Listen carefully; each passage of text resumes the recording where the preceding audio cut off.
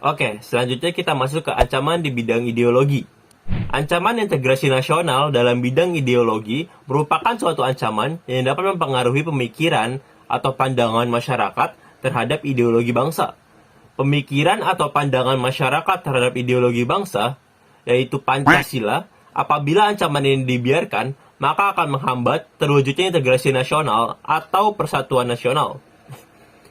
Salah satu contoh ancaman integrasi nasional di bidang ideologi adalah munculnya gerakan Aceh Merdeka atau yang disingkat dengan GAM atau GAM.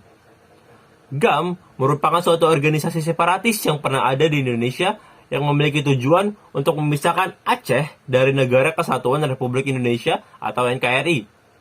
Konflik tersebut dipicu oleh adanya perbedaan keinginan antara pemerintah Republik Indonesia dan gerakan Aceh Merdeka sehingga para aktivis GAM ingin memisahkan diri dari NKRI. Adapun beberapa akibat yang ditimbulkan dari adanya ancaman dalam ideologi adalah sebagai berikut. Yang pertama, lemahnya pemahaman masyarakat tentang ideologi bangsa yaitu Pancasila. Hal tersebut mengakibatkan perilaku masyarakat tidak sesuai dengan nilai-nilai Pancasila. Yang kedua, memunculkan berbagai gerakan separatis karena adanya perbedaan ideologi. Yang ketiga, rusaknya etika dan moral bangsa karena sikap serta perilaku yang tidak sesuai dengan nilai-nilai yang tertanam dalam Pancasila. Selanjutnya kita masuk ke upaya untuk mengatasi ancaman di bidang ideologi. Yang pertama, ada memahami lebih dalam tentang arti penting Pancasila sebagai ideologi negara. Yang kedua, menerapkan nilai-nilai Pancasila dalam berbagai aspek kehidupan. Yang ketiga, meningkatkan ketahanan masyarakat dalam menghadapi usaha yang dapat memecah belah persatuan dan kesatuan. Yang keempat, menumpas berbagai gerakan separatis dengan tegas. Yang kelima, sosialisasi wawasan kebangsaan dan implementasi nilai-nilai Pancasila dalam rangka melestarikan dan menanamkan kesetiaan terhadap ideologi bangsa. Ancaman politik. Ancaman politik ialah merupakan ancaman yang bersumber dari dalam negeri maupun luar negeri.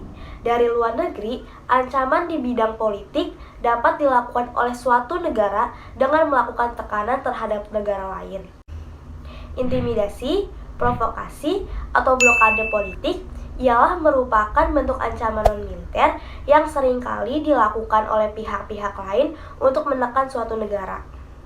Contoh ancaman politik yang terjadi di dalam negeri antara lain yaitu korupsi, yang kedua konflik SARA yang dikaitkan oleh politik, yang ketiga penurunan paksa pemerintahan, yang keempat isu-isu politik, yang kelima pelanggaran HAM. Sedangkan contoh ancaman politik dari luar negeri antara lain terorisme, yang kedua yaitu negara lain yang ikut campur masalah internal Indonesia atau yang biasa disebut sebagai spionisme. Selanjutnya adalah ancaman di bidang ekonomi. Adapun pengaruh negatif globalisasi ekonomi yang dapat mengancam kedaulatan Indonesia. Dimulai dari yang pertama, Indonesia akan dibanjiri oleh barang-barang luar negeri seiring adanya perdagangan bebas yang tidak mengenal batas-batas negara. Dilanjut dengan yang nomor 2, perekonomian bangsa Indonesia akan dikuasai oleh pihak asing karena semakin mudahnya pihak asing untuk menanam modal di negara kita. Dilanjut dengan nomor 3, timbulnya kesenjangan sosial yang tajam akibat dengan persaingan bebas. Selanjutnya adalah sektor-sektor ekonomi rakyat yang diberikan subsidi semakin berkurang, koperasi sulit berkembang, dan penyerapan tenaga kerja. Dan yang terakhir adalah memperburuk prospek pertumbuhan ekonomi jangka panjang. Selanjutnya terdapat ancaman integrasi nasional di bidang sosial dan budaya. Ancaman di bidang sosial adalah ancaman yang berasal dari masyarakat di mana sebagian besar berinteraksi antara individu-individu dalam suatu kelompok. Contohnya kemiskinan, kebodohan, serta keterbelakangan mental. Selanjutnya juga terdapat ancaman di bidang budaya yang merupakan setiap usaha untuk mengembangkan budaya yang menyimpang. Contohnya, muncul gaya hidup konsumtif, adanya sikap individualisme, munculnya gejala westernisasi, serta munculnya sifat hedonisme.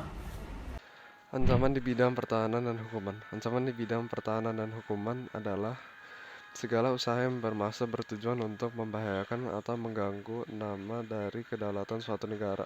Baik itu bersifat mengancam, menghambat, atau bisa dibilang mengganggu kedaulatan dari negara itu sendiri. Ada juga contohnya, munculnya berhubungan konflik dengan cara penyeludupan senjata, spionase, sabotase, terorisme. Dan juga ada nama lain dari strategi di bidang pertahanan dan hukuman yaitu Sinsam Kamrata. Sinsam Kamrata dengan adanya itu berharap untuk bisa mempertahankan kedaulatan, keadilan, persatuan, dan berlangsungnya kehidupan warga negara Indonesia dengan tentram.